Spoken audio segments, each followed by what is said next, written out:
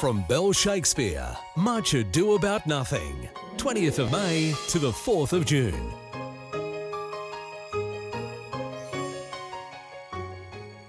It's 15 years since Bell Shakespeare produced Much Ado About Nothing, and so it's high time for us to do it again. And as far as I know, there have been no other major productions of the play around Australia, so it's time we saw one of Shakespeare's most popular comedies. To my mind, it's one of the most sunny, good-natured and down-to-earth of all his comedies.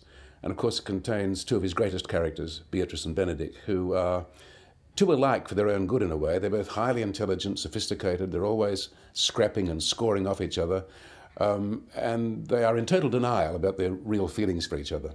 And so it takes the trickery of their friends, which is the main part of the plot, to make them see themselves as they really are and to declare their affection for each other.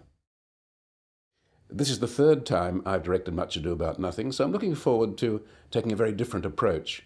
It's very much a comedy of manners, a play about a society and how we can tie ourselves into knots, making cages for ourselves so that we aren't able to declare our true feelings.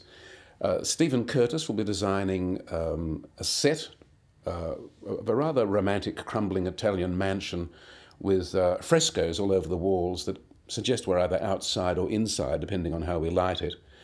And Alan John will be writing the music, two great creative talents, and we'll be referring to the early 1960s, early Fellini movies like La Dolce Vita. That's the kind of world we're moving in. Overall, I want the feeling of a big, long Italian picnic that is a pleasure to be at. I guess one of the main challenges in directing this play is to choose the leads, Benedick and Beatrice. The whole play does hang on that particular chemistry. Now, Blasey Best, people will know from some of her great comic turns in, say, Comedy of Errors, which is one of her first plays with us. She's done heaps of other productions with us and the Sydney Theatre Company. She's very feisty, she's very super intelligent and sparkling. And so to find someone who can match that is quite tricksy. And Toby Schmitz is an actor I've been watching for a long time. He's done some stunning work both in Sydney and in Queensland. I'm sure he's toured to Canberra.